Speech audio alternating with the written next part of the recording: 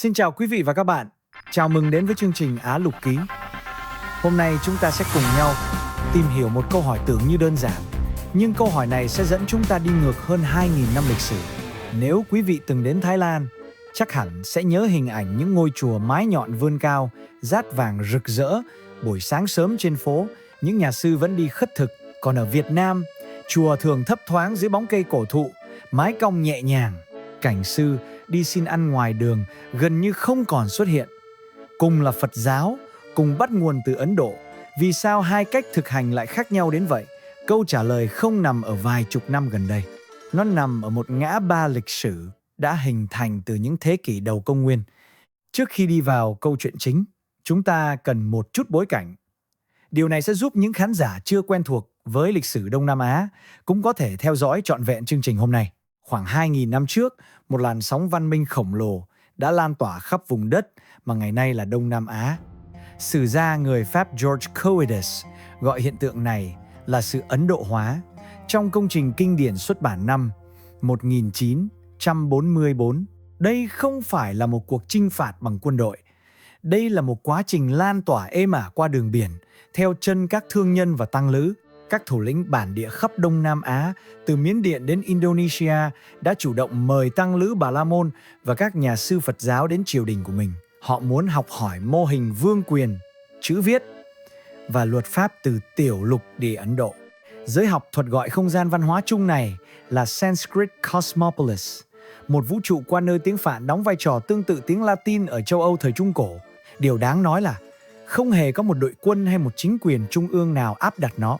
Điều ít người biết là trước khi bước vào khúc quanh dẫn đến sự phân kỳ, vùng đất sau này trở thành Việt Nam và vùng đất sau này trở thành Thái Lan từng đứng chung trên cùng một bệ phóng văn minh đó. Hôm nay, chúng ta sẽ đi theo 4 nhánh rẽ hình thành từ ngã ba ấy.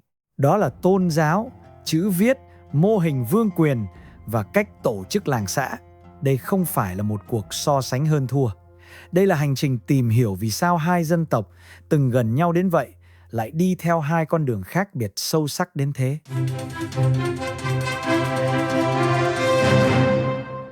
Nhiều người mặc định rằng lãnh thổ Việt Nam ngày nay luôn thuộc về thế giới chữ Hán. Họ nghĩ Ấn Độ hóa là câu chuyện riêng của Thái Lan và các nước láng giềng. Nhưng bằng chứng khảo cổ học lại kể một câu chuyện khác.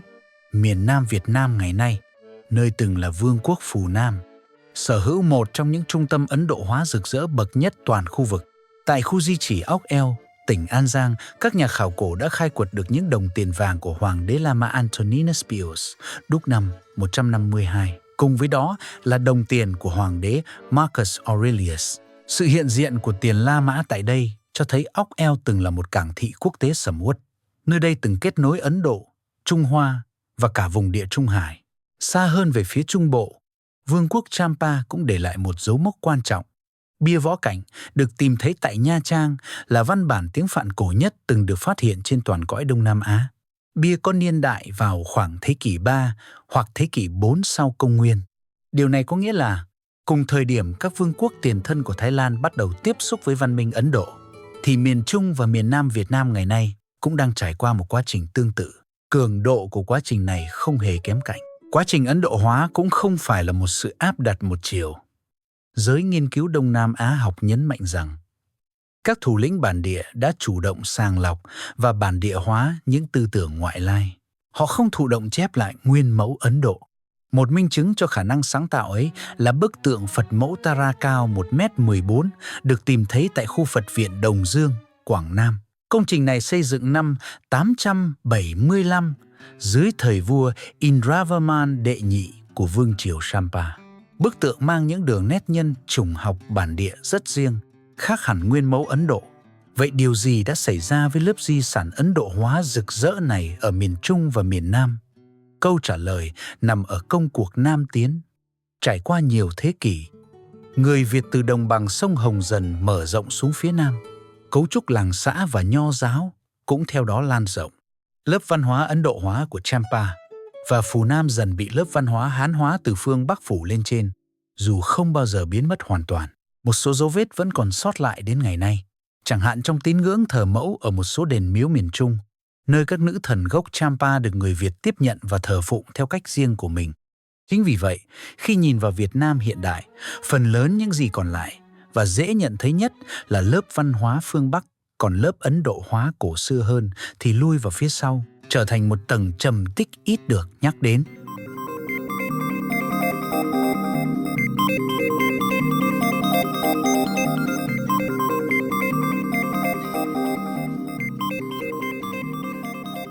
Chúng ta vừa thấy rằng ngay trong lòng lãnh thổ Việt Nam từng tồn tại những trung tâm Ấn Độ hóa rực rỡ, không kém gì các nước láng giềng. Nhưng rồi một bước ngoặt đã xảy ra.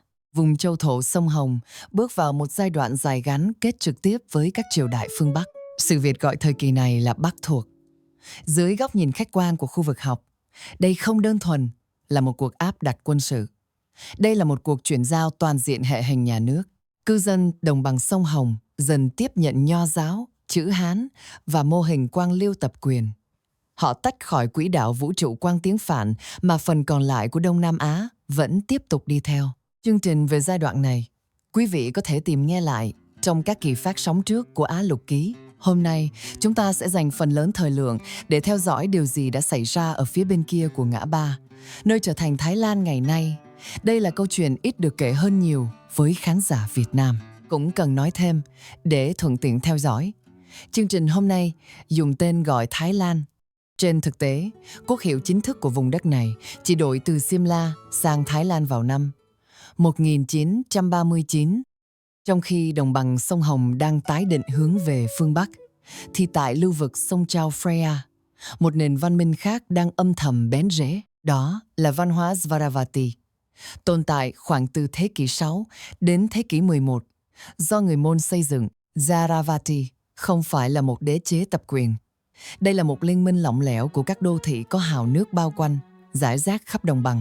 Điều đặc biệt là Phật giáo tại đây không đến qua ngã Trung Hoa như ở Việt Nam. Phật giáo đến trực tiếp bằng đường biển, từ Sri Lanka và vùng Đông Nam Ấn Độ, đặc biệt là khu vực Kanchipuram.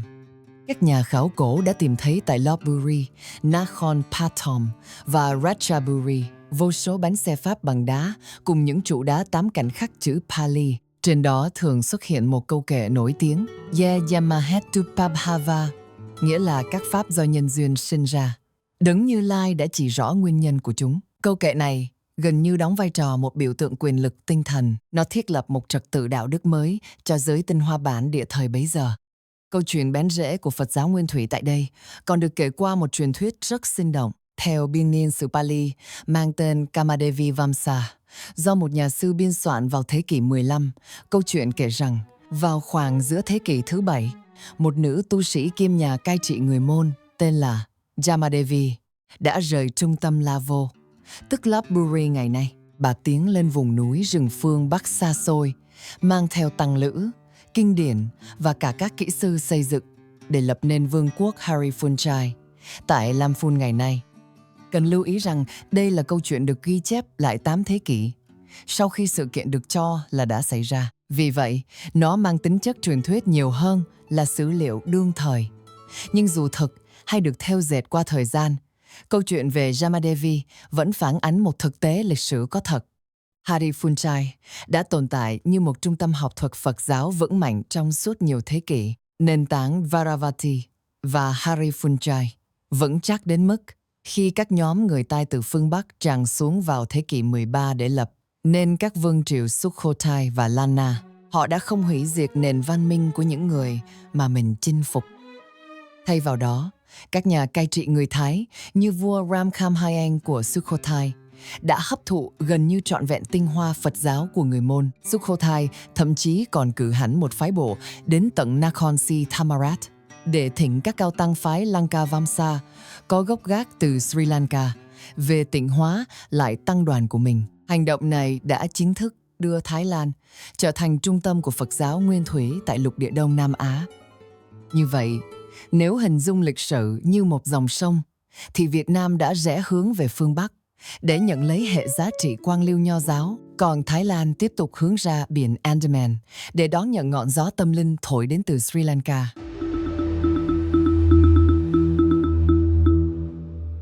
Chúng ta vừa đi qua khúc quanh lịch sử, nơi hai dân tộc bắt đầu tách ra hai hướng từ điểm phân kỳ đó 4 nhánh rẽ đã hình thành, định hình nên đặc tính của hai dân tộc cho đến tận hôm nay. Nhánh đầu tiên là tôn giáo. Phật giáo tại Việt Nam đi theo dòng Đại Thừa, tiếp nhận qua ngả Trung Hoa cùng kinh điển chữ Hán.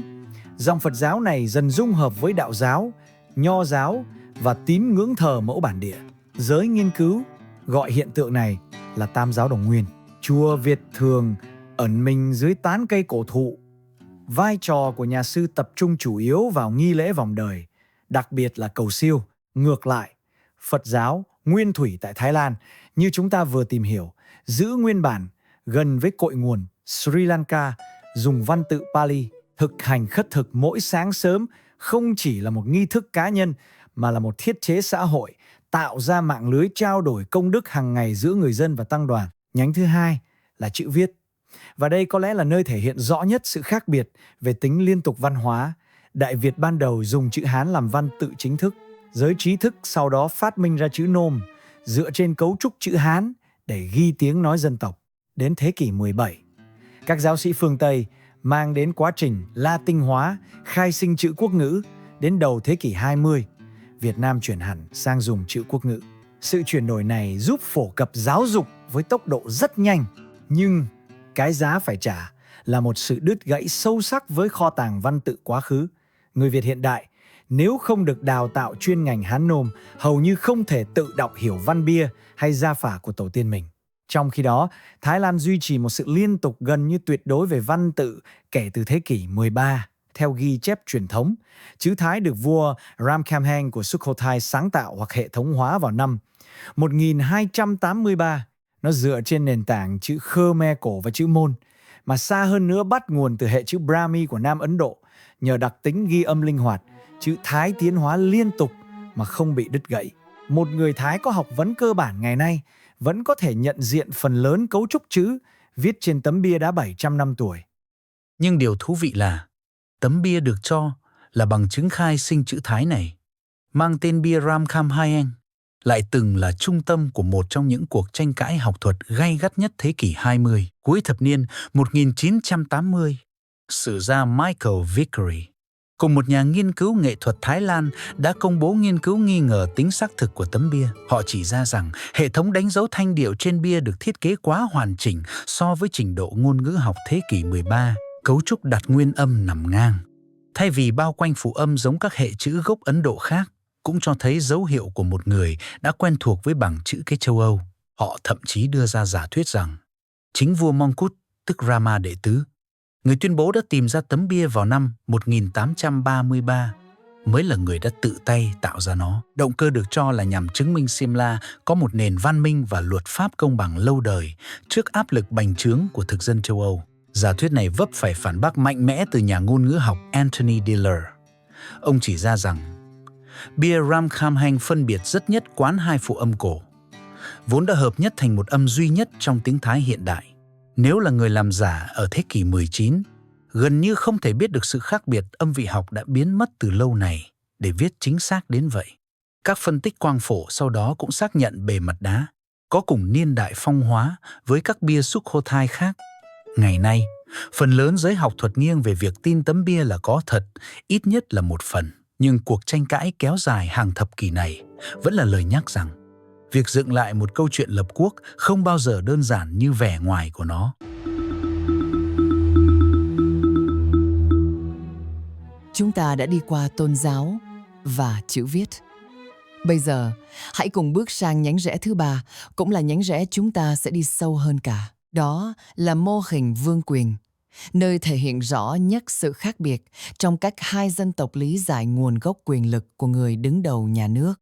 Tại Việt Nam, đặc biệt từ thời Lê Sơ trở đi, mô hình được xây dựng là thiên tự, vay mượn từ Trung Hoa. Vua nhận thiên mệnh, tức là sự ủy thác của trời.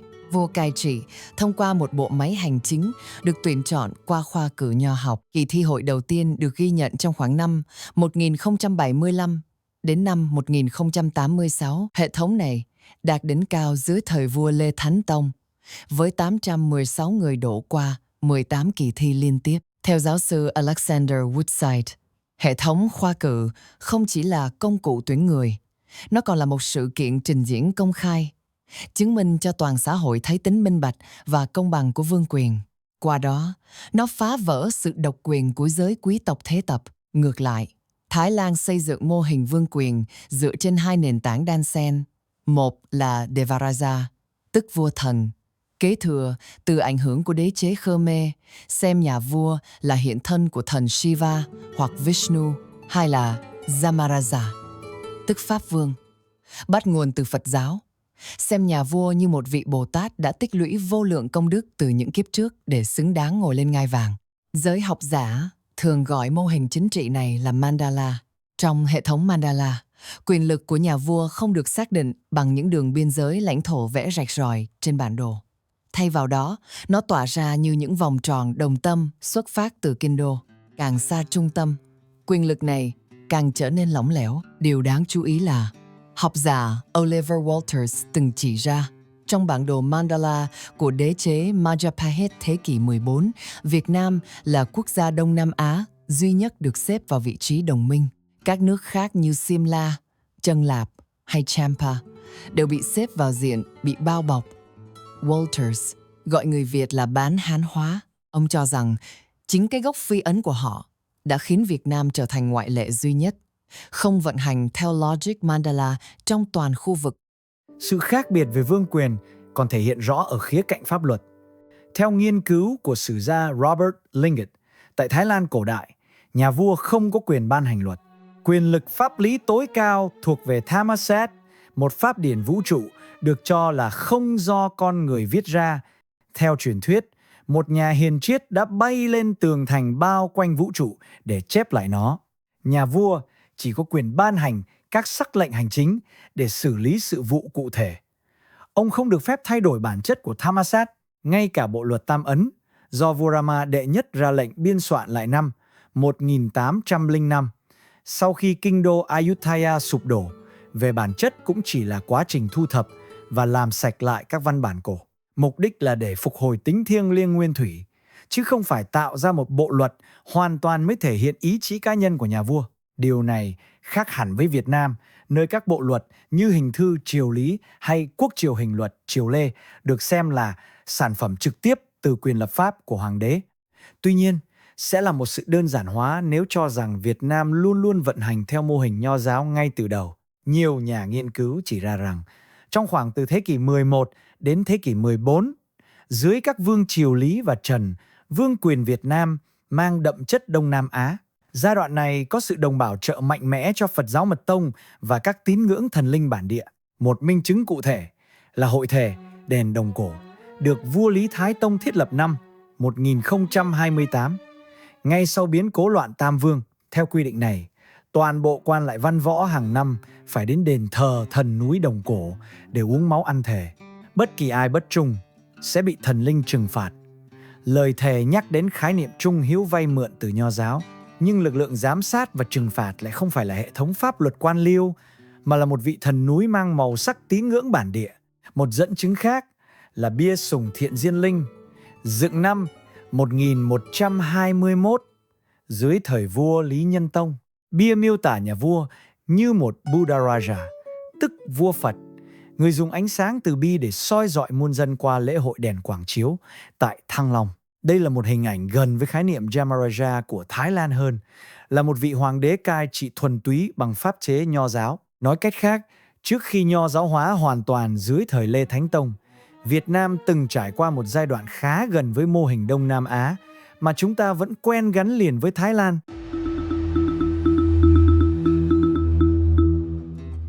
Chúng ta vừa tìm hiểu về mô hình vương quyền ở tầng lớp cai trị. Bây giờ, hãy cùng nhìn xuống nhánh rẽ thứ 4, cũng là nhánh rẽ gần gũi nhất với đời sống thường ngày. Đó là cấu trúc xã hội ở cấp cơ sở, nơi những khác biệt vĩ mô về vương quyền phản chiếu trực tiếp xuống đời sống của người dân thường. Làng xã Việt Nam truyền thống được tổ chức xoay quanh dòng họ phụ hệ. Mỗi làng thường có nhà thờ họ, gia phả và một ngôi đình thờ thành hoàng riêng của làng mình. Khác biệt hoàn toàn với những làng lân cận. Luật lệ nội bộ được hệ thống hóa qua hương ước. Điều này tạo ra một cộng đồng có khả năng tự trị tương đối cao trước chính quyền trung ương, phản ánh qua câu thành ngữ quen thuộc phép vua thua lệ làng. Theo nhà sử học Yumio Sakurai, Cốt lõi của tinh thần dân tộc Việt Nam thực chất khởi nguồn từ cái mà ông gọi là chủ nghĩa, yêu nước cấp làng. Giá trị của mỗi cá nhân được định hình thông qua việc hoàn thành nghĩa vụ trong mạng lưới gia đình, dòng họ và làng xã. Tuy nhiên, nói vậy không có nghĩa là Phật giáo vắng bóng ở nông thôn Việt Nam. Câu tục ngữ đất vua, chùa làng, phong cảnh bụt cho thấy ngôi chùa vẫn là nơi nương tựa tâm linh quan trọng của người Việt. Điểm khác biệt cốt lõi nằm ở chỗ khác. Ở Thái Lan, ngôi chùa thâu tóm cả chức năng hành chính, giáo dục và định vị đẳng cấp xã hội, như chúng ta sẽ thấy ngay sau đây. Còn ở Việt Nam, ngôi chùa chủ yếu giải quyết nhu cầu tinh thần, quyền lực trần thế. Việc phân xử đúng sai và định đoạt thứ bậc trong cộng đồng được nhường lại cho đình làng và nhà thờ họ. Alexander Woodside cũng lưu ý rằng chính cấu trúc dòng họ và tính cộng đồng chặt chẽ của làng lại là một rào cản tự nhiên. Nó cản trở tham vọng xây dựng một nhà nước quan liêu tập quyền tuyệt đối kiểu Trung Hoa. Giữa triều đình và làng xã luôn tồn tại một sự thương lượng liên tục. Triều đình cần làng như một đơn vị trung gian để thu thuế và huy động phu phen. Đổi lại, làng cần triều đình bảo trợ để chống ngoại xâm và duy trì hệ thống đê điều sinh tử cho nền nông nghiệp lúa nước.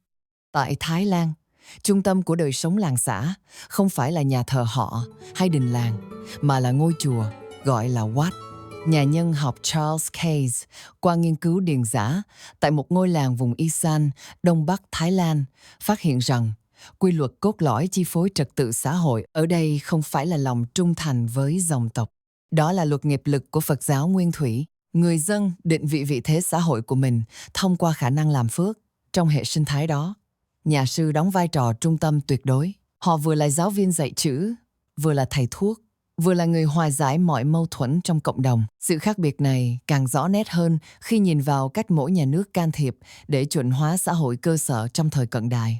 Tại Thái Lan, vua Chulalongkorn, tức Rama Đệ Ngũ, ban hành đạo luật Tăng đoàn năm 1902. Thay vì phá bỏ cấu trúc làng xã truyền thống, nhà vua chọn cách thâu tóm nó. Toàn bộ các nhà sư địa phương được đưa vào một hệ thống tăng đoàn quốc gia thống nhất do Hội đồng tối cao tại Bangkok điều hành, với chương trình giáo dục và quyền phong chức được chuẩn hóa từ trung ương. Quá trình này không diễn ra êm ả. Tại miền Bắc Thái Lan, nhà sư Kruba Srivichai đã kiên quyết bảo vệ truyền thống phong chức và giáo dục địa phương của vùng Lan Na. Trước làn sóng đồng hóa từ Bangkok, ông nhiều lần bị bắt giữ, dù cuối cùng phải thỏa hiệp với chính quyền trung ương. Sự kiện này cho thấy tăng đoàn chính là xương sống của bản sắc địa phương Thái Lan và là mặt trận chính để nhà nước hiện đại hóa áp đặt quyền lực xuống tận cấp cơ sở. Tại Việt Nam, sự can thiệp của nhà nước lại diễn ra theo hướng thế tục và hành chính hóa. Theo Woodside, để đối phó với những biến động xã hội, triều đình từ thời Lê Trịnh đến Nguyễn đã khuyến khích và áp đặt các chuẩn mực nho giáo xuống làng xã. Họ vinh danh những tấm gương hiếu từ tiết phụ, đồng thời bổ nhiệm chức lý trưởng làm cánh tay nối dài của pháp luật. Phản ứng lại, các cộng đồng dân cư càng gia tăng việc củng cố cấu trúc dòng họ. Thế kỷ 18 và 19. Vì vậy, chứng kiến một làn sóng biên soạn gia phả và xây dựng nhà thờ họ rộng khắp. Kết quả là một dạng xã hội song song, nơi triều đình kiểm soát về thuế khóa, còn dòng họ kiểm soát về đạo đức và các nguồn lực nội bộ. Chúng ta đã đi qua cả 4 nhánh rẽ, từ tôn giáo, chữ viết vương quyền cho đến làng xã. Nhưng những khác biệt hình thành từ 2.000 năm trước không hề nằm yên trong sách sử. Chúng vẫn tiếp tục định hình nhịp sống của cả hai xã hội cho đến tận hôm nay, theo những cách rất cụ thể và có thể đo lường được. Khảo sát giá trị thế giới là một dự án nghiên cứu xã hội học quy mô toàn cầu. Dự án này đã tổng hợp dữ liệu từ làn sóng khảo sát thứ 7, thực hiện trong khoảng năm 2017 đến năm 2022. Từ đó, các nhà nghiên cứu xây dựng nên bản đồ văn hóa mang tên Inglehart-Welzel. Trên bản đồ này, Việt Nam định vị gần với nhóm các quốc gia Đông Á, chịu ảnh hưởng nho giáo, nghiêng mạnh về trục giá trị thế tục và lý tính. Điều này phản ánh một xã hội đề cao sự thành đạt vật chất và tính thực dụng. Trong khi đó, Thái Lan kiên định nằm trong vùng giá trị truyền thống, nơi niềm tin tôn giáo và sự tôn kính đối với hệ thống quân chủ vẫn đóng vai trò kim chỉ nam trong đời sống của phần lớn cộng đồng. Điều này thể hiện rõ trong đời sống chính trị công cộng. Nhà nước Việt Nam hiện đại mang tính thế tục, tách bạch tôn giáo khỏi bộ máy hành pháp. Còn tại Thái Lan, Phật giáo Nguyên Thủy được xem là một phần bản thể của căn cước quốc gia, tóm gọn trong khẩu hiệu Chát Satana, Phra Mahakasat, nghĩa là quốc gia, tôn giáo, quốc vương. Có một chi tiết rất đáng chú ý mà ít người biết đến. Dù Phật giáo là quốc giáo của Thái Lan, trái tim của các nghi lễ hoàng gia quan trọng nhất nước này vẫn đập theo nhịp điệu của Bà La Môn giáo Ấn Độ cổ đại. Tại trung tâm Bangkok, ngay cạnh đền Divasathan do vua Rama đệ nhất xây dựng, vẫn tồn tại một tầng lớp tư tế Bà La Môn hoàng gia. Họ có nguồn gốc từ những đạo sĩ Hindu di cư từ Nam Ấn Độ. Họ giữ thế độc quyền tổ chức các nghi lễ cung đình quan trọng nhất, từ lễ cày tịch đền hàng năm để cầu mùa màng cho đến lễ đăng quang của quốc vương. Minh chứng rõ nét nhất diễn ra ngay trong thế kỷ 21 tại lễ đăng quang của vua Maha Vajiralongkorn, tức Rama đệ thập, năm 2019. Những nghi thức cốt lõi định hình tư cách nhà vua không do các cao tăng Phật giáo chủ trì. Chúng do vị tư tế Bà La Môn hoàng gia tối cao trực tiếp thực hiện, bao gồm nghi thức tẩy trần và sức dầu thánh từ nguồn nước thiêng của quốc gia, chiếc vương miện chiến thắng vĩ đại, nặng 7,3 kg, mang ý nghĩa biểu tượng của đỉnh núi Meru, nơi ngự trị của thần Indra trong thần thoại Hindu. Điều này cho thấy, ngay giữa thế kỷ 21, tính chính danh của quân vương Thái Lan không chỉ đến từ việc là một vị vua Phật giáo đạo đức, nó còn bắt buộc phải mang hiện thân thiêng liêng của các vị thần Hindu đối chiếu lại. Khi vương quyền Nho giáo Việt Nam sụp đổ hoàn toàn năm 1945 cùng với nhà Nguyễn, những nghi thức hiến tế nông nghiệp mang màu sắc tương tự như lễ tế Nam Giao cũng đã hoàn toàn vắng bóng khỏi đời sống nhà nước hiện đại. Sự khác biệt về trung tâm trọng lực xã hội giữa ngôi chùa và dòng họ cũng tiếp tục thể hiện rõ trong đời sống đương đại. Tại Thái Lan, như Charles Case quan sát, làn sóng di cư lao động trẻ từ vùng Isan lên Bangkok không hề làm sụp đổ cấu trúc làng quê. Ngược lại, nguồn tiền gửi về quê thường được tái đầu tư vào việc làm phước, như xây sửa chùa hay tổ chức lễ cúng dường. Điều này củng cố vị thế xã hội của người lao động xa quê ngay tại chính cộng đồng của họ. Song song đó, nhiều nhà sư Thái Lan hiện nay tham gia vào phong trào được gọi là Phật giáo dấn thân, đứng ra lãnh đạo cộng đồng trong các vấn đề bảo vệ môi trường hoặc phát triển nông nghiệp bền vững. Tại Việt Nam, dù đã trải qua nhiều biến động lớn trong thế kỷ 20, bao gồm giai đoạn tập thể hóa nhằm thay thế cấu trúc truyền thống, văn hóa dòng họ và hương ước, đang chứng kiến một sự phục hưng đáng kể tại nông thôn. Trong những năm gần đây, nhiều dòng họ lớn hiện huy động nguồn lực tài chính đáng kể để xây dựng lại nhà thờ tổ, tổ chức lễ chạp họ hàng năm và lập ra các quỹ khuyến học nội bộ dành cho con cháu. Những hương ước truyền thống cũng được chuyển hóa thành các quy ước làng văn hóa hiện nay, tiếp tục vận hành song song với hệ thống pháp luật nhà nước. Như vậy, cùng là những người con xa quê tìm cách tri ân nguồn cội, một bên chọn ngôi chùa, một bên chọn nhà thờ họ. Lựa chọn ấy, xét cho cùng, vẫn là di sản trực tiếp của ngã ba đã hình thành từ 2.000 năm trước.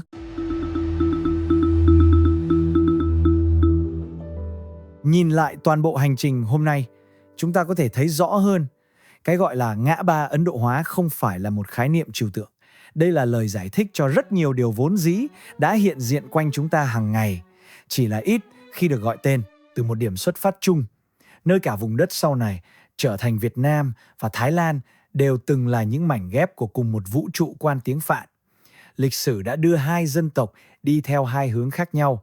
Việt Nam tái định hướng về phương Bắc, tiếp nhận mô hình thiên tử, hệ thống khoa cử và cấu trúc làng xã dựa trên dòng họ. Thái Lan tiếp tục bám rễ sâu hơn vào di sản Ấn Độ, gìn giữ chữ viết liên tục từ thế kỷ 13, mô hình vương quyền Mandala và lấy ngôi chùa làm trung tâm của đời sống cộng đồng. Điều đáng chú ý là cả hai quỹ đạo phát triển này đều không hề tuyến tính hay thuần khiết như những gì các diễn ngôn phổ thông vẫn thường mô tả. Việt Nam từng có một giai đoạn dưới các vương triều Lý và Trần, mang đậm màu sắc Đông Nam Á. Trước khi nho giáo hóa hoàn toàn, Thái Lan cũng không đơn thuần là một mô hình Mandala lỏng lẻo thụ động. Thái Lan đã tự phát triển những định chế pháp lý riêng, đồng thời chủ động giao thoa với nhiều nền văn hóa khác, kể cả Trung Hoa, trong suốt tiến trình lịch sử của mình. Di sản của ngã ba này vẫn tiếp tục hiện diện rõ nét trong đời sống hiện tại. Nó thể hiện qua cách hai quốc gia tổ chức nhà nước, qua những nghi lễ cung đình và qua cả cách người dân bình thường tri ân nguồn cội của mình, dù là qua ngôi chùa làng hay qua nhà thờ họ. Hiểu được ngã ba này, chúng ta không chỉ hiểu thêm về Thái Lan, một người láng giềng gần gũi nhưng thường bị nhìn qua những khuôn mẫu đơn giản. Chúng ta còn hiểu sâu hơn về chính cội nguồn văn hóa của Việt Nam, đặc biệt là những lớp trầm tích Ấn Độ hóa từng tồn tại trước khi bị lớp văn minh phương Bắc phủ lên trên. Hẹn gặp lại quý vị và các bạn trong kỳ phát sóng tiếp theo của A Lục Ký.